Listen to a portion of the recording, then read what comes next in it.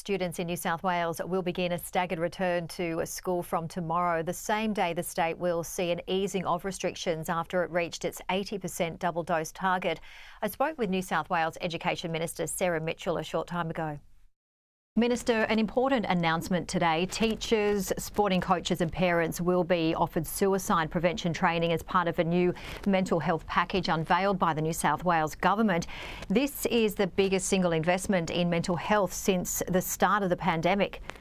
Yeah, look, it's so important that we're investing in mental health. We know that that's been a really big part of the challenges that the community are facing during this period. For me as Education Minister, I'm particularly pleased that we're seeing focus on young people, support for Headspace to see even more young people who might be dealing with some issues that have come with being obviously in lockdown and dealing with the pandemic, and also some training for people to understand a bit more about that mental health first aid. So that'll be open to teachers, sporting coaches, peer leaders within schools as well, which is really exciting. We know we've got to have that return to school for education, but mental health and wellbeing will be a really important part of that going forward as well. So it's just been a great announcement by the government today.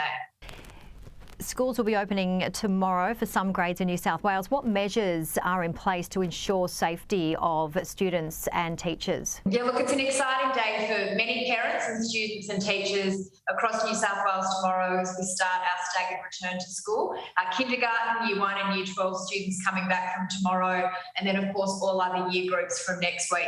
So there's a range of measures we've got in place to make sure our schools are safe. We've worked really closely with New South Wales Health on our return to school plan. So we'll see things like, of course, mandatory vaccination for our teachers and all of our school staff, good ventilation in our classrooms, which we know is what the evidence tells us is important, but also COVID-safe measures in our schools. So things like not mixing and mingling classes in year groups, not having any extra adults or parents on site, not doing a lot of the extracurricular activities, and also mask wearing in certain settings too. So these are all of the things we put together to make sure that return to school is safe, and it's exciting. It's great after so many weeks of learning from home to know that we're going to have our students back from tomorrow. I just can't wait.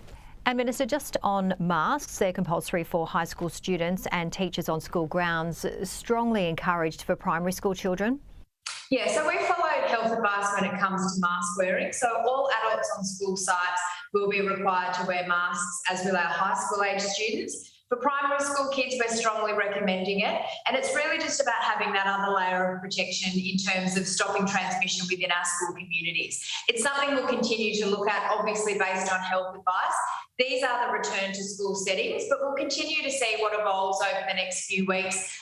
Some of our COVID plans going forward, as we can kind of move down a level of restrictions, does make changes to mask wearing as well, not making them compulsory anymore. So that's what we'll look at based on health advice. But we just need to get back, be in these settings for the first few weeks and see how we go, and then go from there.